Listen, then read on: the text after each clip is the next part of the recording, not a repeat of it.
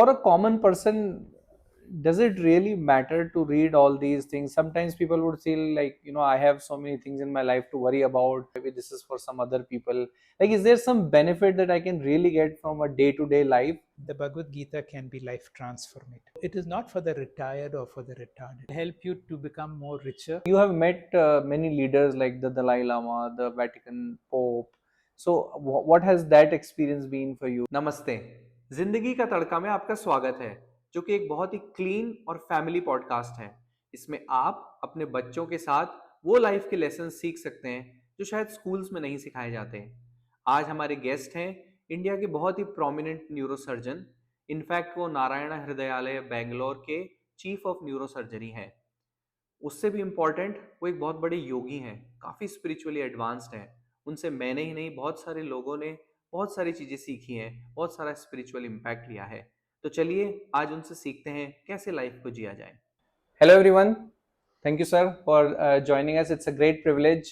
Today we are with someone who has been a great inspiration and has a great impact on my personal life as well.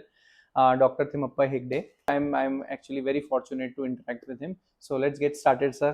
Thank you, Yeah, Das. sir, I know you are grihastha also, and then you do this spirituality also. Many things in spirituality are like you have to kind of withdraw from the world, and then grihastha, it's pretty much like you have to be very much in the world also. So how do you reconcile these two things is my first question I would like to understand, sir. No conflict at all.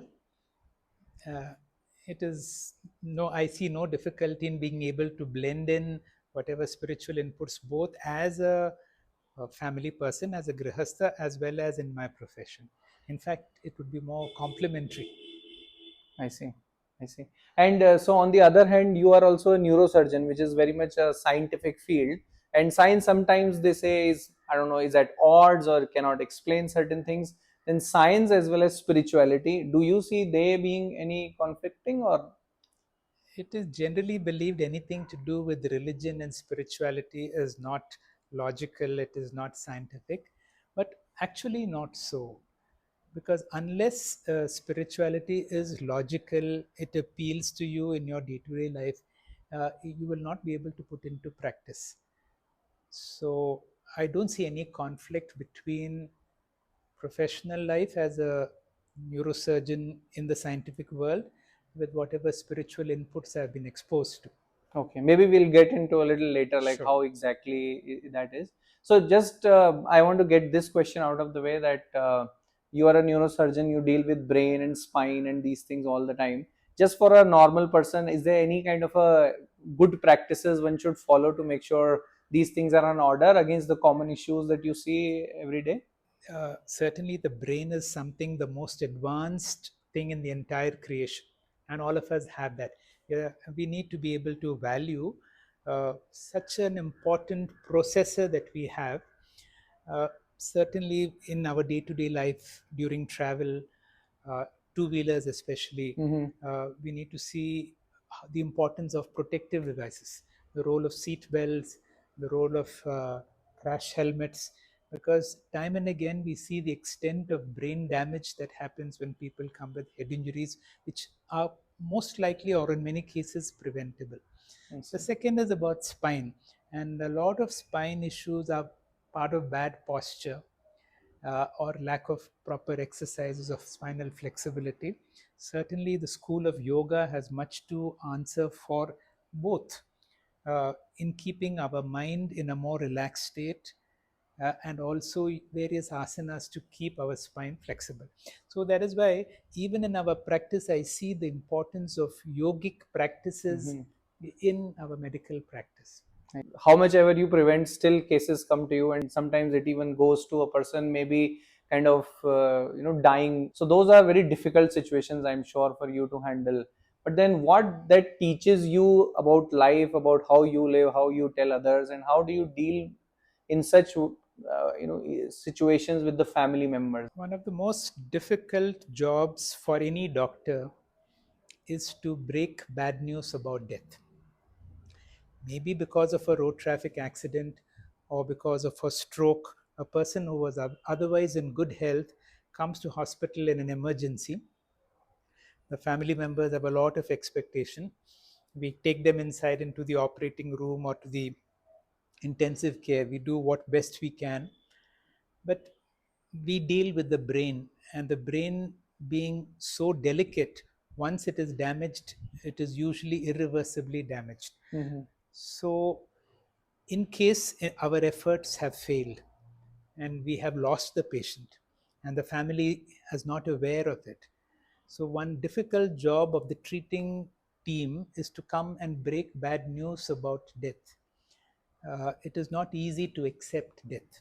It is not easy to break news. And we also have to be very clear in our words without being ambiguous, without being hurtful, without being insensitive. We need to be sensitive.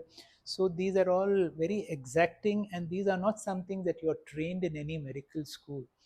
We learn maybe from the experience of being with other doctors who have handled such situations, but quite often we do it ourselves. So breaking bad news is a challenge, and to be able to handle the family's emotions.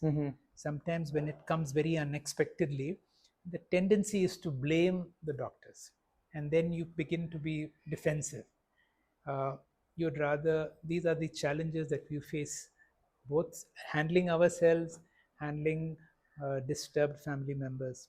So handling yourself, has spirituality helped in that sir, little bit? Certainly, see, whenever you encounter death and the dying, why are we so uncomfortable? Even with so many years of experience, each time you encounter the death and the dying, there is a certain pang, there is a certain amount of uh, discomfort. Why? Every death reminds of your own death.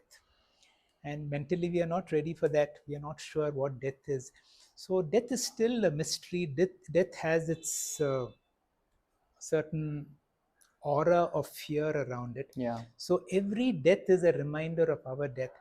And certainly, what is my learning experience is what a great opportunity it is to be alive now, to be able to interact, to be able to speak to you, to have all my faculties intact. Because time and again, we see people who have difficulty in speaking, difficulty in seeing, difficulty in hearing. We take all that for granted many We times. take all these things for granted, and only when something is lost we realize the value of all these faculties. And so working with the nervous system, with disabilities, with death, this is my great message, how blessed we are.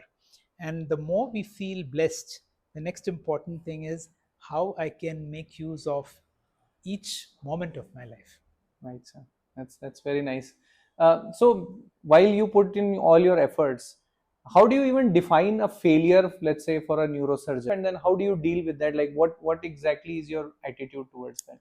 We could call it as an error in judgment. Now, there are multiple positions where we have to take quick decisions. Decision. One of the important decisions is whether to operate or not. If you're operating, what type of operation we do, what is the kind of approach you do, what are the pre-operative tests that are necessary before we do. Now, if there is an overlooking of something important, or whenever a problem happens, we begin to analyze where the problem went wrong. And of course, if any patient has a new problem after a surgical procedure, or even there is some form of disability or death, these are certainly where we consider as failures. It is certainly a kind of error in judgment, and it is very uncomfortable. These are moments when you really regret many things, uh, but this is part of the life of a neurosurgeon. Many of these are like unavoidable also, perhaps. You cannot always know. That's true. The more you operate, the Unpredictable. more you treat, the more instances of such failures are there. Certainly, you learn from experience, but you do new mistakes. So the learning perhaps is like keep It's doing. ongoing. It's an ongoing thing. Okay, sir. How does a person who is willing to get into a field like yours, what is it that one needs? What is that? Like, maybe it's a passion, maybe it's the industriousness, or what? So from your life, if you can explain a little bit. Few things in my life. My father was a doctor, and somehow it was ingrained that I had to be a doctor. I didn't see much chances in my life. While I was still in school, I was influenced by the Jesuit priest who ran the school, the founder, Saint Ignatius of Loyola. His message was to be as skilled, to be as highly trained as possible. And then once I got my basic medical degree, NIMHANS was very close to my house. Mm-hmm. I could see the whole building coming up, and it was always my childhood dream that one day I should be there. Circumstances so happened that I could train myself to be there, to be able to train myself to be into a specialized surgical work. Certainly, when you are have such opportunities and such skills, with much less effort you're able to help and do a significant difference to people. And this is my message: take whatever opportunities for skill training and for knowledge, because that makes a great difference. Okay. And so NIMHANS you mentioned, it's kind of a government college, government hospital. Any learnings from there that you have had? NIMHANS was a wonderful institution, although the workload is so much. Whenever the workload is so much, there could be a dilution in the quality. But very fortunately, because the kind of doctors who come there are one of the highly skilled or the highly trained ones, or the best brains in the country come there. So almost all the doctors there are some of the best doctors that we have, and therefore the kind of treatment that a patient gets, the kind of infrastructure that is available, certainly there is a discrepancy between the workload that is available and the amount of service that you can give. So that is where the drawbacks come, but certainly it was a wonderful place both to train and to work as a doctor in that hospital. Okay. So, sir, today you have a huge team working with you for you. You have a team of very skilled people. Like, what is your message around how should one lead a team? I think the qualities of a leader is to be able to detect talent in the members of the team and empower them to grow in the field of their talent. So, a good leader should be a facilitator. A leader is empowered, he has a lot of power, and the power you should be able to use is uh, to allow, to facilitate, to make growth. Normally, you will see where power comes. Whenever you say no, there is power. Hmm. But a leader should see himself as a facilitator, to use whatever access to power where you can use yes in helping people. Whenever somebody comes with an innovative idea, or which may not be looking practical at now, to be able to see how you can support them to do what may not be a conventional practice. So a good leader would be one who will be able to have in sort of an inclusion, to be able to accept everybody, because I honestly believe that there is a golden Buddha in everybody, and all of us, body mind, are like clay covering the true essence in everybody. A leader is one who's able to help you to discover the golden Buddha within you. So, any tips around hiring such team members? Like, how do you look for such people who are very talented and all? Or like in your hospital, were you given a team, or you were the one who was required to kind of hire the people, or it's Because a I mix? started the service, I had the freedom to include people as and when required. I will go by what Dr. Devi Shetty's model. He said to select a person who has a fire in his belly. Hmm. And how do you know? That means even if there are certain difficulties, you give them certain challenges, you give them some impossible situations. They are not going to give you excuses. We're going to see how we can make it happen. So, Dr. Devi Shetty's model is to include people who are driven within themselves, who don't need to be uh, mentored or monitored by somebody else, but who have that drive and who have that professional skill to be, who don't need any supervision in what they do. Okay, okay. Now I'll enter into the more juicy part of the conversation. So how did this whole spirituality entered into your life? I was fortunate right from my school days to come across people who were extraordinary.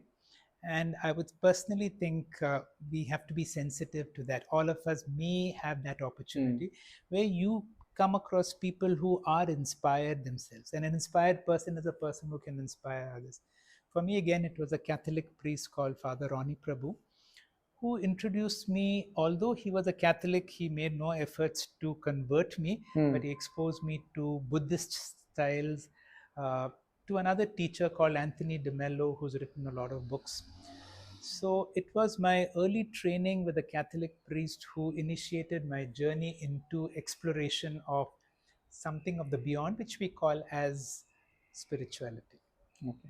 Any top three lessons that come to your mind? By the way, I think spirituality is perhaps the way you live your life. There's many things, but top two, three, four things that you can share with us as your learnings. All of us apparently look very ordinary, and we think we are ordinary. But this is what spirituality disagrees with. We may look ordinary, but there is something of the extraordinary in all of us. And that is where a spiritual master helps you to discover, or helps to tell you that you are not ordinary. And when you don't see yourself as ordinary, then every moment or every act or every gesture now becomes very significant. Who gives significance? You have to give significance, because from now you believe that you are here for some extraordinary purpose. Extraordinary purpose, not in the form of that something earth shaking or making news, but you are leading a meaningful life for yourself. You're happy in whatever you're doing. I think that's most important. That are you enjoying what you are doing? It's not really what you have accomplished, but are you enjoying the process of working to fulfilling your dreams? You say we are not ordinary, but it so much feels that we are. Or what is the extraordinariness that See, the problem is with the human mind, and the human mind can only see all forms of limitations. Mhm. The human mind is certainly a great tool, and if we learn how you can master the mind, the real key is mind mastery. I think somebody had very nicely said, Manjeet Jagjit. Mhm. That how do you master the mind? Now, any form of upsets can make your mind dysfunctional. Any regrets, any anger, any emotional disturbances. So, really, emotions can sway you from rational thinking, from being productive, from being happy. So, there is a tremendous amount of potential in all of us to be able to observe our mind, train our mind, not let emotion sway the functional aspect of the mind. So, the key to me is mind mastery, and wherever and whatever spiritual inputs you can get through yoga or various Buddhist forms of meditation to help you to be at, to be the master of my mind is means there must be someone who's observing the mind, and you need to identify as I have control on. Sometimes an anger is coming up, Yeah. but the anger has not possessed me. That is when you have control on. But once anger possesses you, you become an angry person, you have no control. Same too for all emotions. Normally in society, you may not demonstrate anger, but you may be sad, but sadness is as bad. You may feel a low sense of self esteem, and a low self esteem brain is not going to be a productive brain. Essentially, all these negative emotions we need to be able to work on, so that we allow our mind to be its Nice. whatever it is. So once we master our mind, we would recognize that extraordinariness that we have inside us. In fact, that's true, very true. When we are fast asleep, for example, you will see the best in you is when you're fast asleep. Paradoxically, the mind is not functioning at all. When the mind is not functioning, the good thing is there is no disturbance, but of course, there is no productivity. Can you imagine a state when you have that kind of peace of mind, when the state of mind when you are fast asleep, even at this moment when I am interacting with you, so that we are able to do interactions, we are able to transact, but without any of that disturbed mind in us. So what you said is kind of relevant for anybody and everybody, but we still see there are so many different religions, so many different paths, people kind of fighting over things and all.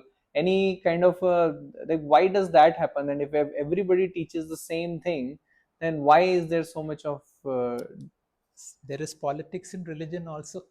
You know, each religion would like to protect some of its core understanding, its followers, and it is the politics of religion that prevent us from seeing the glory of religion. Every religion in essence talks about peace, about happiness, about love, about sharing, about caring. Now, this is the essence of religion. If I'm able to understand you, uh, true religion is the religion of love, Mhm. the religion of identification. When when I see you as a conflict, when I see you as a challenge in me, then I become defensive. But I see you as not other than me. We may be different, but I don't differentiate. We are here together to see how we can together make this place a better place. Now, whether it is from people of different religions or different countries or different backgrounds or different genders, these things are only superficial. I think we need to go beyond? beyond that. So you have met many leaders like the Dalai Lama, the Vatican Pope. So what has that experience been for you? Has that changed anything in how you have been experiencing life? And also, the addition to that, so one is that part of it, and the other thing is, I know you have been influenced a lot by the Chinmaya mission teachers also, and how Swami Param or an Osho has impacted your life. True. These great spiritual leaders, I mean, you would see them, they have a great aura and a great charisma about them. But because the interaction is so limited, it is only for a photograph that you might keep having been interacted with them. But certainly, the greater influence comes The teachings. from teachers whose teaching that you have listened to all the time.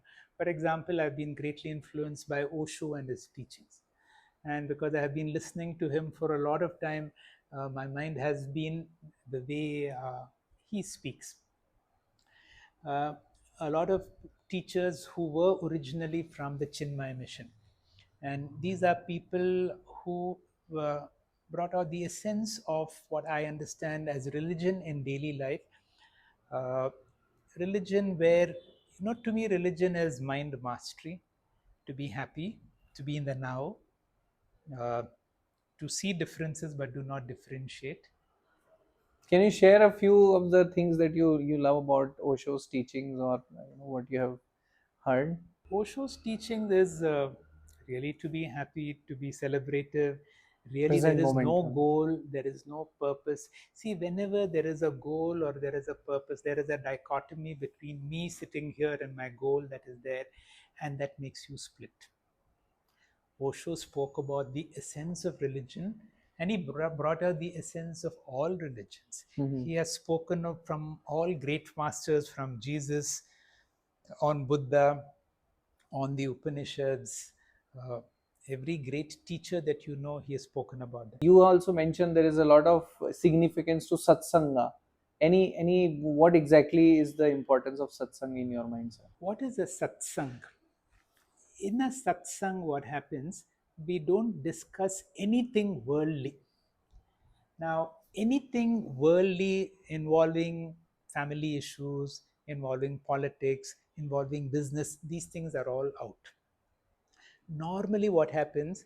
Our brain gives a lot of importance to few things: my own little family, uh, my spouse, my children, my close relatives.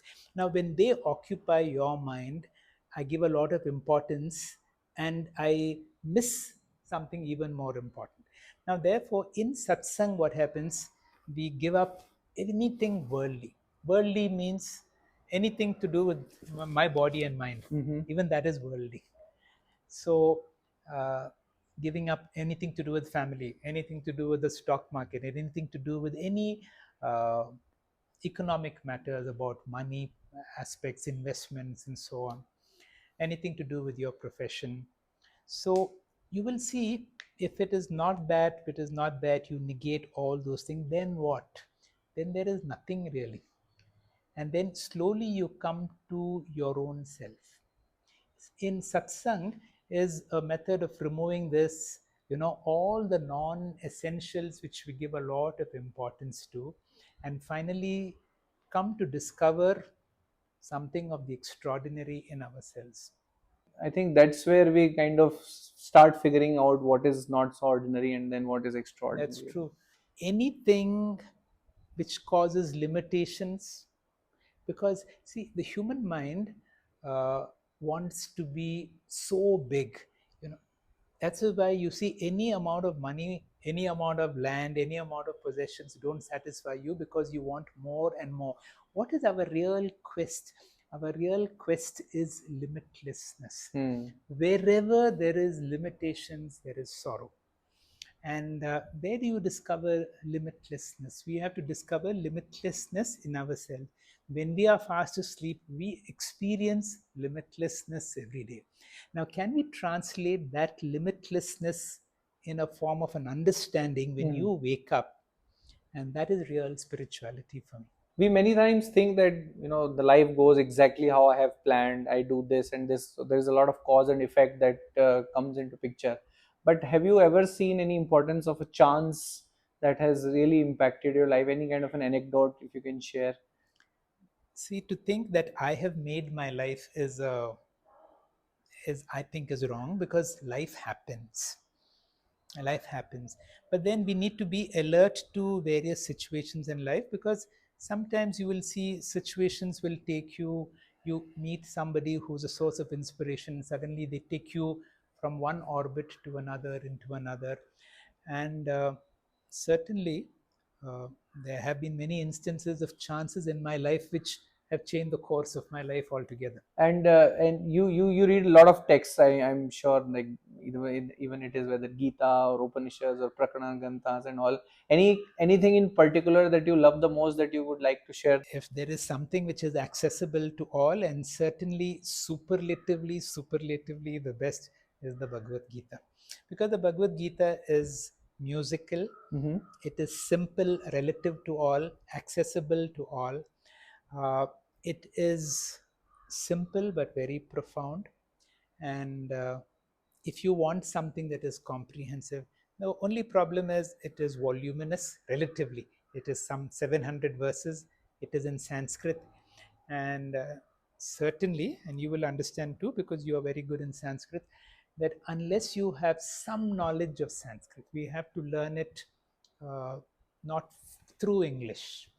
We have to work on understanding it. That is why you need a teacher who will be able to give you the meaning of these words.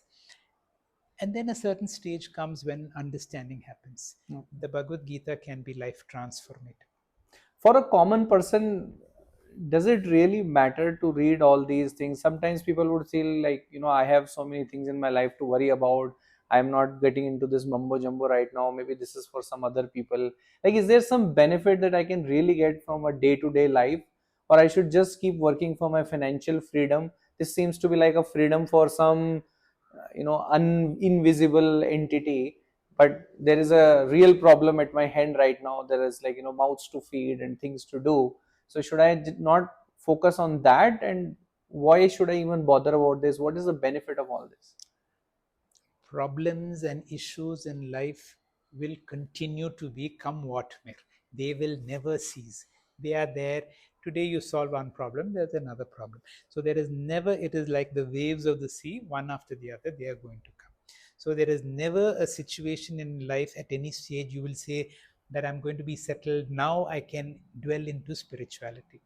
Spirituality is for uh, the young people who are active in life, who have dreams to fulfill, who have hundreds of other things to do. It complements, it is not a waste of time. And it is for, when you have all the health and functionally good mind. So it is not for the retired or for the retarded. Certainly, the spirituality is for the young people who are in the peak of their lives, who can make a great difference. But how does it help then in my day to day life? Even let's say if I do devote some time to it, Does it help me achieve my financial goals? Does it help with my peace of Certainly. my life? Certainly. Or how I It will help you to become more richer. It will help you to be a happier person. It will help in all your personal relationship. Most importantly, when you are by yourself, you are fulfilled. You are utterly fulfilled. See, why do we do what we do in our lives? We have only one reason. In Sanskrit, it is said, Sukha Prapti or Dukkha Nivritti. That means all our activities are directed towards happiness. I want to be happy. And if after doing all what we do, at the end of the day, if I'm not happy, I need to re-look at the way I'm running my life. And if there is someone to guide you, certainly, because when we are navigating through life, we don't see our own blind spots. It requires like a coach or somebody who can watch you and to be able to say and guide you to how to get out from the rut that we are stuck in. And so is it for everybody, or there is some kind of a qualification a student needs to have? Because I have personally spoken to quite a few people in which they don't seem to be very much inclined towards it. So should we, is it for everybody, or somebody needs to be at some stage in life, or some, maybe they need to have a lot many problems, or they have really achieved the financial success, or they are like having too many, they're not as rich. So is there a stage where it becomes more efficient? Certainly, for everybody, these spiritual inputs can bring in peace, it can bring security, it can become happiness to all. However, it does not appeal to, let's say, 99% of people. You know, the people whom I come across so much, including people when they are in difficulty, at those moments of difficulty, they are open, but once they come back to life, so almost 99% of people are really not open to spiritual inputs. Why are some people inclined and some people not inclined? I have no scientific answer. Of Grace. course, spiritual teachers say that it is your past background or whatever that brings a certain inclination towards that. But I know for sure spirituality draws maybe 1%. 99% of people are not inclined, but that it is of value to 100%. Whatever, I have been to the scientific meetings like the Indian Institute of Science. Recently they had called me for a talk on religion and spirituality. Now, whenever we do any form of research work, what we do is we have to go into what is already available, what is the knowledge base that is already available, so that we don't reinvent the wheel. Now, so much work has been done by people before that we already have a lot of inputs. There is no point starting a scientific work without looking into the literature of the work that has been done. Fair enough. Ancient Indian works, particularly the Upanishads, has got such wonderful answers which a scientist can make use of. However, most of our scientists come from that 99% who have no inclination, because these inputs are given to a person who wants it. uh, what do you mean by want it? You should be able to surrender your ego. This is given in a very traditional style. You have to go to a teacher who knows. You have to be very respectful to a teacher. And in that Guru Shishya context, the teacher can reveal to you the wisdom which a scientist is actually looking for all the mysteries in the world. The real mysteries in the world, we have the answers in these spiritual texts. You mentioned a lot about the guru is going to reveal. Can't I do my own self study? What is the importance of a guru? And many times in our society, there are like, you never know whether somebody is a real guru or a quack. So how do you? So what is the importance? How do you really find one? And can't I just do it by myself? There is so much of content available. It is said for one real guru, there are 20 false gurus. False gurus who have an agenda, who want to fulfill, who have the ability to communicate, but use it for selfish purposes. So that is the ratio. There are many false gurus. But I have learned the skills of neurosurgery. Can you imagine becoming a neurosurgeon without the help of a neurosurgical guru? Hmm. Now, I can say with as much certainty the spiritual inputs that a teacher can give you are not something that you can read books and you can get it. If those skills are perhaps more difficult than neurosurgical skills, you can train hundreds of surgeons, but to be able to help a person to discover his true nature requires, if a guru. If you may be able to do neurosurgery without a guru, but these inputs cannot come without the help of a spiritual guru. About that I'm certain, because I have seen this and I've And seen that, and I know what it means. okay. You talk a lot about attitude of gratitude. Would you like to just give us maybe an example or what exactly? I know there is many teachings that I have heard from you, but I believe this one is something which really can impact everybody. So, Normally we take for granted all the good things in life, like I can see, I can hear, I can talk, I can eat, I can breathe. All these are taken for granted. You see that only when you have a person who has a kidney failure who's waiting for a transplant. You have been someone who's diagnosed with a malignancy going through chemotherapy. Whenever you see all these problems, momentarily you. But then when you are truly able to count your blessings, one thing happens. You can never be grateful and miserable at the same time, can you? not You really. cannot. Whenever you are grateful, you are happy. And what is the real objective of all spiritual inputs? To be happy. And one of the shortcuts to happiness is gratefulness. So, sir, you deal with so many things in your life. One is you are a full-time doctor, then you have a full-time family, then you run so many spiritual sessions, then you do your self-study also. How do you manage your time like that? Don't you ever feel torn? Sometimes you have to go to some function, or sometimes you have a session at that time. Maybe somebody in the hospital is kind of needing your attention. Like, because many times we do much less than you do, but then we still feel like we have less lack of time. How do you prioritize? What's the One of the things you learn over a period of time, and anybody learns it, and you are also very efficient at that, is what is called the law of least effort. See, whenever you do any activity many times, you'd see that with less effort, you're able to do with greater efficiency. leverage? Essentially, that is the key. Now, whatever you do, you be a facilitator, you allow it to happen.